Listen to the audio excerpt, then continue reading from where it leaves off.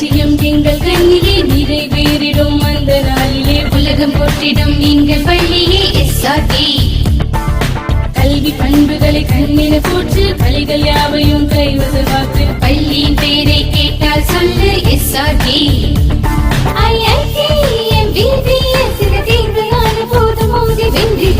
லட்சியம் எங்கள் கண்ணிலே நிறைவேறிடும் அந்த நாளிலே உலகம் போற்றிடும் எங்கள் பள்ளியே எஸ்ஆர்டி. கல்வி பண்புகளை கண்ணின போற்று பள்ளிகள் யாவையும் கைவசமாக்கு. பள்ளியின் பேரை கேட்டால் சொல்லு SRT. Admission is going on from pre-KG to 12th standard. Group A1A Maths, Physics, Chemistry, Biology. Group A1B Physics, Chemistry, Computer Science and Biology. Group A2 Maths, Physics, Chemistry and Computer Science. Group A3 Accountancy, Economics, Commerce and Computer Application. SRK Higher Secondary School, 45/7, Dilliyanur Main Road, Karikalambakkam, Puducherry 7. Hello students, welcome back to our commerce class. Okay, in this class we are going to discuss about the continuation of last class. Okay, last class la enna paathom appdin pathina enna paathom money market la irukka instruments enna participants yaru அப்படின்றதெல்லாம் பார்த்தோம் இல்லையா. So என்னென்ன bills வந்து எத்தனை டேஸ்க்கு issue பண்ணுவாங்க அப்படின்னு பார்த்தோம். Okay fine. இந்த கிளாஸில் என்ன பார்க்க போகிறோம், கமர்ஷியல் பில்னா என்ன, அது யாருக்கு இஷ்யூ பண்ணுறா, ஓகே அதோட டேஸ் என்ன அப்படின்றத இந்த கிளாஸில் நம்ம டிஸ்கஸ் பண்ணலாம். Let us see commercial bills.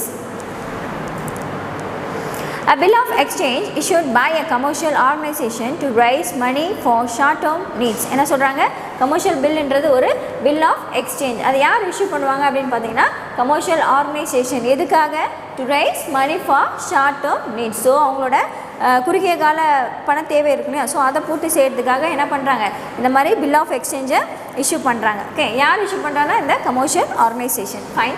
Next one, this bills are of 30 days, 60 days and 90 days maturity. Okay, அந்த மாதிரி இஷ்யூ பண்ணக்கூடிய அந்த கமர்ஷியல் பில் இருக்கு இல்லையா, ஸோ அதுக்கு மெச்சூரிட்டி பீரியட் என்ன அப்படின்னு பார்த்தீங்கன்னா ஒரு சிலதுக்கு வந்து என்ன இருக்கலாம், 30 days இருக்கலாம், இல்லை 60 days and 90 days. ஸோ அந்த பில்லுக்கு ஏற்ற மாதிரி என்ன பண்ணுவாங்க, அந்த மாதிரி மெச்சூரிட்டி டேஸை வந்து ஃபிக்ஸ் பண்ணுவாங்க. Okay, next one, commercial bills is an instrument drawn by a seller of goods on a buyer of goods. என்ன சொல்கிறாங்க, கமர்ஷியல் பில்லுன்றது நமக்கு தெரியும், அது ஒரு பில் ஆஃப் எக்ஸ்சேஞ்ச். ஓகேவா, அது வந்து கமர்ஷியல் ஆர்கனைசேஷன் இஷ்யூ பண்ணுவாங்கன்னு பார்த்துட்டோம்.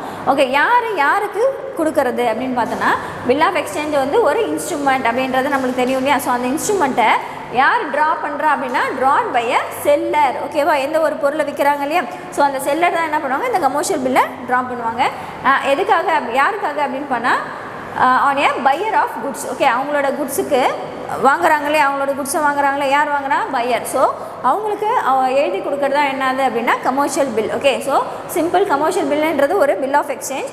அதை பார்த்தீங்கன்னா அதுக்குன்னு ஒரு மெச்சூரிட்டி பீரியட் கொடுத்துருப்பாங்க. அதை யார் இஷ்யூ பண்ணுவாங்கன்னா கமர்ஷியல் ஆர்கனைசேஷன் இஷ்யூ பண்ணுவாங்க. நெக்ஸ்ட் ஒன், அதை யார் எழுதுவா, யார் மேக் பண்ணுவா அப்படின்னா செல்லர். ஓகே, ஏன் அப்படின்னா அவர் தான் என்ன பண்ணுறாரு, குட்ஸை வந்து சேல் பண்ண போகிறாரு. That's why bill of exchange is an instrument drawn by seller of goods. அவரோட குட்ஸ்க்காக யாருக்கு கொடுக்குறாரு, அந்த பையர். ஓகே, ஸோ பையருக்காக அதை இஷ்யூ பண்ணுறாரு. இதை தான் என்ன சொல்கிறாங்க, commercial bills. It possesses the advantages like liquidating in nature. So இதோட நேச்சர் எப்படி இருக்கான், லிக்விடேட்டிங் இன் நேச்சர். ஏன் அப்படின்னு பார்த்தீங்கன்னா இந்த மாதிரி கொடுக்கக்கூடிய பில் இருக்கு இல்லையா, சாரி பையர் வந்து எழுதி கொடுப்பார், இந்த மாதிரி நான் வந்து இந்த 30 daysக்குள்ளே நான் கொடுத்துட்றேன் அப்படின்னு சொல்லிட்டு கொடுக்குறாரு இல்லையா. ஸோ அந்த பில்லை என்ன பண்ணலான்னா அந்த செல்லர் எடுத்துகிட்டு போய் பேங்க்கில் டிஸ்கவுண்ட் பில் ஆஃப் எக்ஸ்சேஞ்சில் அதில் வச்சு என்ன பண்ணலாம், அவர் யூஸ் பண்ணிக்கலாம், பெனிஃபிட் அடையலாம். ஓகே, ஸோ இந்த மாதிரி அவர் கொடுக்கக்கூடிய அந்த கமர்ஷியல் பில்லை எடுத்துகிட்டு போய் பேங்க்கில் கொடுத்தோன்னா என்ன பண்ணுவாங்க, லிக்விடிட்டி அங்கே கிடைக்கும். ஸோ கேஷாக வந்து கன்வெர்ட் பண்ணிக்கலாம். ஸோ அது யாருக்கெல்லாம் யூஸ் ஆகுது, ஃபார் பையருக்கு யூஸ் ஆகுது அண்ட் செல்லர், ரெண்டு பேருக்குமே யூஸ் ஆகுது. பையருக்கு வந்து எப்படி யூஸ் ஆகுது மிஸ் அப்படின்னு பார்த்தீங்கன்னா அவர் என்ன பண்ணலாம், அந்த கடனை ஒரு 90 days 30 days அந்த மாதிரி நாட்களை எடுத்துகிட்டு திருப்பி ரீபே பண்ணலாம் இல்லையா. ஸோ அதனால் அவர் பெனிஃபிட் அடைகிறாரு. அந்த மாதிரி கொடுத்த கமர்ஷியல் பில்லை யூஸ் பண்ணி என்ன பண்ணுறாரு, செல்லரை எடுத்துகிட்டு போய் பேங்க்கில் கொடுத்து அவருக்கும் பெனிஃபிட் அடைகிறாரு. Okay, so next one, recourse to two parties. அதான் சொல்லியிருக்காங்க, ரெண்டு பேருக்குமே என்னது இதில் பெனிஃபிட் இருக்குது. knowing exact date of transaction, transparency of transaction. So இது மூலமாக என்ன பண்ணலாம், எக்ஸாக்ட் டேட் என்ன அப்படின்னு நம்மளுக்கு தெரியும், அது இல்லாமல் டிரான்சாக்ஷனோட டிரான்ஸ்பரன்சி, தட் மீன்ஸ் வெளிப்படைத்தன்மை என்ன அப்படின்றது நம்மளுக்கு தெரியும். Okay fine. ஸோ பாருங்கள், இமேஜில் கொடுத்துருக்காங்க, அதுதான் என்ன சொல்கிறாங்க, commercial bill. Okay, specimen copy of commercial bill. அதை நீங்கள் பார்த்துங்க புக்கில் என்னென்ன கொடுத்துருக்காங்க அப்படின்றத. அதோட ஃபீச்சர்ஸ் என்ன அப்படின்னு பார்க்கலாம். அதில் என்னென்ன ஃபீச்சர்ஸ் இருக்குது கமர்ஷியல் பில்லில். ஃபர்ஸ்ட் ஒன் ட்ராயர்னால் யாருன்னு தெரியலையா? எந்த ஒரு பர்சன் வந்து அந்த பில்லை கமர்ஷியல் பில்லை வந்து எழுதுறாரோ மேக் பண்ணுறாரோ அவர் தான் என்னன்னு சொல்கிறாங்க ட்ராயர் அப்படின்னு சொல்கிறாங்க. ட்ராவர். அக்செப்டார் அப்படின்னா யார்? ஒரு அந்த பில்லை யார் அக்செப்ட் பண்ணுறாங்களோ அவங்களும் அக்செப்டார். அண்ட் பேயினா யாருன்னா அந்த மாதிரி எழுதி கொடுக்குறாங்க இல்லையா? ஸோ யாருக்கு எழுதி கொடுக்குறாங்களோ அவங்கள தான் என்னன்னு சொல்கிறாங்க பேய் அப்படின்னு சொல்கிறாங்க. டிஸ்கவுண்டர்னால் யாருன்னு தெரியும் இல்லையா? ஸோ யார் டிஸ்கவுண்ட் வந்து அலோவ் பண்ணுறாங்களோ அவங்களும் டிஸ்கவுண்டர். அண்ட் என்டாசர் அப்படின்னா என்னென்னா என்டாசர் மீன்ஸ் என்ன சொல்லலாம் மேல் எழுதுபவர் அப்படின்னு சொல்லுவாங்க என்டோசர்னா தமிழில். அண்ட் அசஸ்மெண்ட் மீன்ஸ் என்னென்னா என்ன சொல்கிறது அசஸ்மெண்ட் அப்படின்னா என்னென்னா மதிப்பீடு இல்லையா? மதிப்பீடு தான் அசஸ்மெண்ட் சொல்லுவாங்க. மெச்சூரிட்டினா நம்மளுக்கு தெரியலையா? ஒரு ஃபிக்ஸட் பீரியட் இருக்கும் இல்லையா? ஸோ அதை தான் மெச்சூரிட்டி அப்படின்னு சொல்லுவாங்க. அண்ட் கிரெடிட் ரேட்டிங்னா என்னது? கடனுக்கு கொடுக்குறோம் இல்லையா? ஸோ அந்த மதிப்பீடு இருக்கு இல்லையா கடனுக்கு, அதை தான் வந்து கிரெடிட் ரேட்டிங் அப்படின்னு சொல்லுவாங்க. ஓகே, ஸோ இதெல்லாம் தான் வந்து ஃபீச்சர்ஸ் ஆஃப் என்னது commercial bills. Okay, next one types. நம்ம இப்போ கமர்ஷியல் பில்ஸில் என்னென்ன டைப்ஸ் இருக்குது அப்படின்னு பார்க்கலாம். Demand and usance bills. Demand bill is one wherein no specific time of payment is mentioned. So பார்த்தீங்கன்னா டிமாண்ட் பில்லுன்றது ஒரு டாக்குமெண்ட் மாதிரி. ஸோ அதில் என்ன பண்ணாங்க அந்த பில்லில் எந்த ஒரு டைமும் மென்ஷன் பண்ண மாட்டாங்க. Okay, so demand bills are payable immediately when they are presented to the drawee. So என்ன பண்ணலாம் அந்த ட்ராயிக்கு கிட்ட கொடுக்கக்குள்ள அந்த ட்ராய் என்ன பண்ணலாம் அவருக்கு எப்போ நீடோ கேஷ் எப்போ தேவைப்படுதோ அப்போ என்ன பண்ணலாம் அந்த பில்லில் டேட்டை மென்ஷன் பண்ணி எடுத்துக்கலாம். ஓகே, ஸோ அதை தான் என்னன்னு சொல்கிறாங்க demand and usance bill.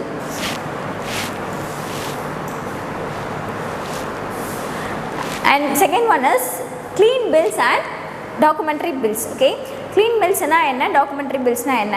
Bills that are accompanied by a document of title to goods are called documentary bills. So எந்த ஒரு பில்ஸ் கூட ஏதாவது ஒரு டாக்குமெண்ட் அட்டாச் ஆகி வருதோ, ஓகே அக்கம்பனையும் வருதோ, ஸோ அந்த டைப் ஆஃப் பில்லை தான் என்னன்னு சொல்கிறாங்க டாக்குமெண்ட்ரி பில்ஸ். ஓகே, ஸோ ஏதாவது டாக்குமெண்ட் வந்து ஒரு பில் கூட அட்டாச்சில் வந்தது அப்படின்னா அதை டாக்குமெண்ட்ரி பில்ஸ்ன்னு நம்ம சொல்லலாம். Next one clean bills are drawn without accompanying any document. So clean பில்ஸ்னால் என்ன? அது கூட எந்த ஒரு டாக்குமெண்ட்டும் அக்கம்பனை பண்ணி வராது. ஓகே, ஸோ அந்த டைப் ஆஃப் பில்ஸ்க்கு தான் என்னன்னு சொல்கிறாங்கன்னா க்ளீன் பில்ஸ். ஓகே, அதுக்கு எக்ஸாம்பிள் பாருங்கள், railway receipt, lorry receipt. So இந்த ரெசிப்ட் கூடலாம் என்ன வராது? எந்த ஒரு டாக்குமெண்ட்டும் அட்டாச் ஆகி வராது இல்லையா? That's why it is example for clean bills. And next one is inland bills and foreign bills. So what is meant by inland and foreign bills? Bills that are drawn and payable in India on a person who is resident in India are called inland bills. So inland bills அப்படின்னா என்னது? எந்த ஒரு பில்லை யாராவது ஒரு நபர் அதை எழுதுவாங்க இல்லையா? ஸோ அந்த பர்சன் வந்து அவரோட ரெசிடென்ட் நம்ம இந்தியாவுக்குள்ளேயே இருக்கணும். ஓகே, ஸோ அந்த மாதிரி இருக்கிறவங்களுக்கு தான் என்னன்னு சொல்கிறாங்க இன்லேண்ட் பில்ஸ். ஓகே, அந்த மாதிரி எழுதக்கூடிய பில்ஸ் வந்து இன்லேண்ட் பில்ஸ்ன்னு சொல்கிறோம். Next one bills that are drawn outside India and not payable either in India or outside India are called foreign bills. So அதுக்கு ஒயிட் ஆப்போசிட் என்ன? அது எந்த ஒரு பில்லை வந்து வெளியில் இருந்து எழுதுறவங்க இல்லையா? ஸோ அந்த மாதிரி இருக்க பில்ஸ் தான் என்னன்னு சொல்கிறாங்க ஃபாரின் பில்ஸ் அப்படின்னு சொல்கிறாங்க. Okay, next one indigenous bills. The drawings and acceptance of indigenous bills are governed by native custom or usage of trade. என்ன சொல்கிறாங்க indigenous அப்படின்னா யூனிக். ஓகேவா?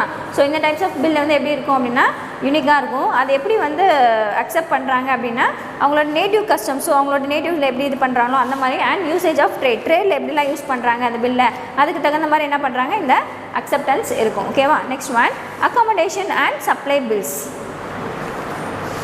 Accommodation bills are those which do not arise of genuine trade of transaction. So பார்த்தீங்கன்னா accommodation பில்லில் என்ன இருக்காது? ஜென்யூனாக எந்த ஒரு டிரான்சாக்ஷனும் இருக்காது. தட் மீன்ஸ் எந்த ஒரு இருக்கிற என்ட்ரிஸ் எப்படி இருக்காதான் உண்மையாக இருக்காது அப்படின்னு சொல்கிறாங்க. Okay, next one government or gilt edge securities market. Government or gilt edge securities market அப்படின்னா என்ன சொல்லுவாங்கன்னா அரசு அல்லது தங்க முனை பத்திரம் அப்படின்னு சொல்லுவாங்க. ஸோ அதுக்கான ஒரு மார்க்கெட். ஓகே, அதை தான் என்ன சொல்கிறாங்க gilt edge security market. Market whereby the government or gilt edge securities can be bought and sold is called government securities market. So இது ஒரு மார்க்கெட்டு. அங்கே என்ன பண்ணுறாங்க இந்த மாதிரி தங்க முனை பத்திரம் அதெல்லாம் என்ன பண்ணுறாங்கன்னா வாங்கவும் செய்வாங்க விற்கவும் செய்வாங்க. சரியா? ஸோ அந்த மாதிரி இருக்க ஒரு பிளேஸ்க்கு அந்த மார்க்கெட்டுக்கு தான் என்னன்னு சொல்கிறாங்க government security market. Next one government or gilt edge securities. Government securities are issued for the purpose of refunding the maturing securities, for advanced refunding securities which have not yet matured, and for cash financing, that is raising fresh cash resources. என்ன சொல்கிறாங்க, ஒரு பத்திரத்தை வாங்கிறதுக்கு என்ன பண்ணுறாங்க, இன்னொரு பத்திரத்தை வைக்கிறாங்க இல்லையா. ஸோ அந்த மாதிரி இருக்கிறது தான் என்னன்னு சொல்கிறாங்கன்னா கவர்மெண்ட் ஆர் கில்டேஜ் செக்யூரிட்டிஸ். ஓகே, அதுக்காக அவங்க ஃபண்டை வந்து ப்ரொவைட் பண்ணுறாங்க, ரீஃபண்ட் பண்ணுறாங்க. சரியா.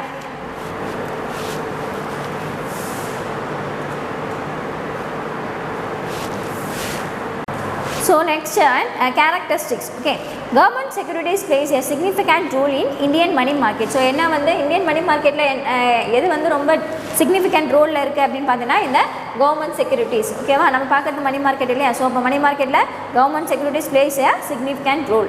The characteristics of government securities are discussed below. So பார்க்கலாம், what are the characteristics of Indian market.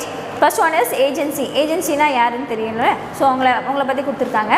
Government securities are issued by agencies such as central government, state government, and semi-government authorities like local government authorities, etc., municipalities, autonomous institutions such as metropolitan authorities, port trust, etc. என்ன சொல்கிறாங்கன்னா government செக்யூரிட்டிஸ்லாம் யார் issue பண்ணுவா அப்படின்னு பார்த்தீங்கன்னா இந்த agencies தான் issue பண்ணுவாங்க. அந்த ஏஜென்சிஸ் யாருன்றதான் கொடுத்துருக்காங்க, இந்த central government, state government. So இவங்களாம் வந்து ஏஜென்சி. ஓகே, ஸோ இவங்களாம் என்ன பண்ணுவாங்க அப்படின்னா இந்த செக்யூரிட்டிஸ், கவர்மெண்ட் செக்யூரிட்டிஸாக இஷ்யூ பண்ணுறாங்க. Okay, next one RBI special role. So ஆர்பிஐயோட ரோல் ஸ்பெஷலாக இருக்குது இதில் அப்படின்னு பார்க்கலாம். RBI takes a special and active role in the purchase and sale of the securities as a part its a monetary management exercises. So என்ன பண்ணுறாங்க, RBI வந்து ஒரு ஸ்பெஷல் அண்ட் ஆக்டிவ் ரோல் இருக்குது எதில் அப்படின்னு பார்த்தா இந்த செக்யூரிட்டிஸ் வாங்குறதுலையும் விற்கிறதுலையும் இந்த ஆர்பிஐ என்ன பண்ணுறாங்க, ஒரு ஆக்டிவ் ரோல் வகிக்கிறாங்க. Okay, next one nature of securities. Securities offers a sale avenue of investment through guaranteed payment of interest and repayment of principal by the government. என்ன சொல்கிறாங்க அப்படின்னா இந்த செக்யூரிட்டிஸ்க்காக என்ன பண்ணுறாங்க, நிறையா இன்ட்ரெஸ்ட் வந்து கொடுக்குறாங்க. அது மட்டும் இல்லாமல் என்ன பண்ணுறாங்க அப்படின்னா அவங்கள கொடுத்த அந்த பிரின்சிபல் அமௌண்ட்டை என்ன பண்ணுறாங்க, இஷ்யூ பண்ணுறாங்க திருப்பி. ஸோ யார் இஷ்யூ பண்ணுறாங்கன்னா கவர்மெண்ட். தட்ஸ் வாய் இங்கன்னா அது செக்யூரிட்டி வந்து நல்லா இருக்குது. ஓகே, ஸோ அதனால் என்ன பண்ணுவாங்க, எல்லோரும் அந்த கவர்மெண்ட் செக்யூரிட்டிஸை வாங்க லைக் பண்ணுவாங்க இல்லையா. ஏன் அப்படின்னா அங்கே கிட்ட ரிட்டர்ன் நம்மளுக்கு ஷூராக கிடைக்கும். Okay, that's why. Next one liquidity profile. The liquidity profile of gilt-edged securities varies.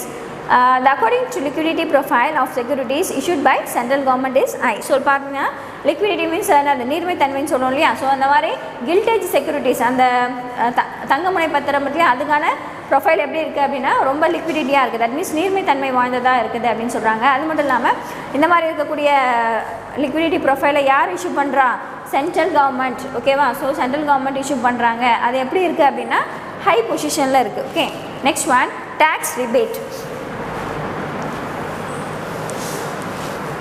A striking feature of this security is that they offer wide range of tax incentives to investors. This has made this securities very popular for this benefit. So பார்த்தீங்கன்னா என்ன பண்ணுறாங்க, white range of incentives வந்து provide பண்ணுறாங்க இந்த types of செக்யூரிட்டிஸ்க்கு. That's why என்ன பண்ணுறாங்க, investors எல்லாமே அதுக்கு இன்ட்ரெஸ்ட்டாக இருக்காங்க அதை வாங்குறதுல. அது மட்டும் இல்லாமல் இது என்ன ஆகுது, பாப்புலராக ஆகுது. எதுக்காக அப்படின்னா இந்த மாதிரி wide range of incentives provide பண்ணுறதால இந்த பெனிஃபிட்ஸ்க்காக என்ன பண்ணுறாங்க, நிறைய பேர் இந்த டைப்ஸ் ஆஃப் செக்யூரிட்டிஸை வாங்குறாங்க. Okay, next one market. as each sale and purchase has to be negotiable separately. பாருங்கள் இந்த மாதிரி மார்க்கெட்டில் பார்த்தீங்கன்னா பர்ச்சேஸ் தனியாக நடக்கும் அண்ட் சேல்ஸ் தனியாக. ஸோ இது ரெண்டுமே நெகோஷியபிளாக நடக்குது அப்படின்னு சொல்கிறாங்க. And next one the gilt-edged market is an over-the-counter market. The government securities market in India has two segments, namely primary and secondary market. So gilt-edged market என்றது என்னது, over-the-counter market. That means என்னது, electronics மூலயமா நம்ம நடக்கும் இல்லையா trade, அதுதான் சொல்கிறாங்க. Next one government market என்னவா பார்த்தோம் லாஸ்ட் சாப்டரில், ப்ரைமரி மார்க்கெட் அண்ட் செகண்டரி மார்க்கெட்டாக பிரியுது அப்படின்றத பார்த்தோம் இல்லையா. ஸோ ப்ரைமரி மார்க்கெட்டில் என்ன பண்ணுவாங்க, நியூ ஷேர்ஸ்லாம் இஷ்யூ பண்ணுவாங்க. செகண்டரி மார்க்கெட்டில் resale of old shares. Okay, so அதை தான் இந்த மார்க்கெட்டில் மென்ஷன் பண்ணியிருக்காங்க. Next one forms. The securities of central and state government take such forms as inscribed stock or stock certificate, promissory note and bearer bond. என்ன சொல்கிறாங்க, securities இந்த central and state government issue பண்ணக்கூடிய securities எந்த மாதிரிலாம் இருக்குதான், stock certificate, okay, promissory note, bearer bond. So இந்த மாதிரி தான் எதுவும் இருக்குது அப்படின்னு சொல்கிறாங்க. Securities issued by central and state government. Okay,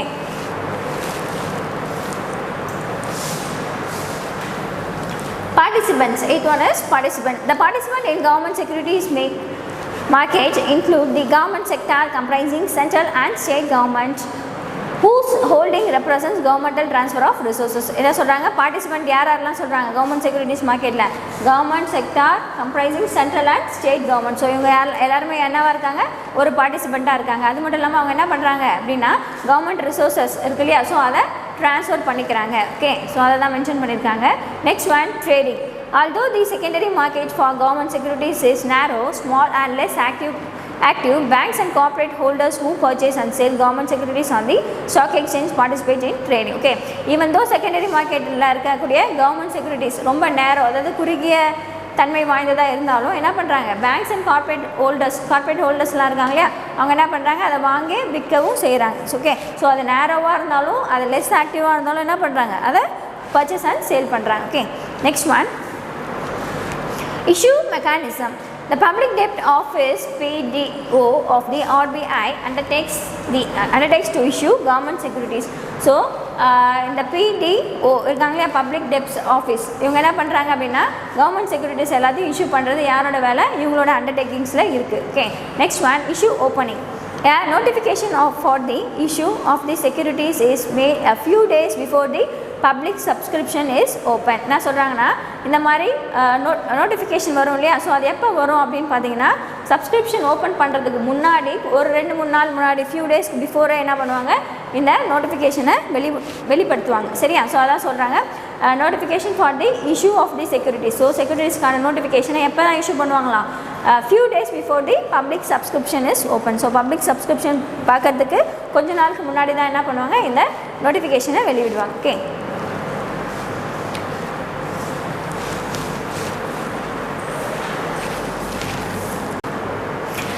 grooming gradual. Acquisition of securities nearing maturity through the stock exchange by the RBI in order to facilitate redemption is described as grooming. என்ன சொல்கிறாங்க grooming means சீர்மைப்படுத்துதல் அப்படின்னு சொல்லுவாங்க.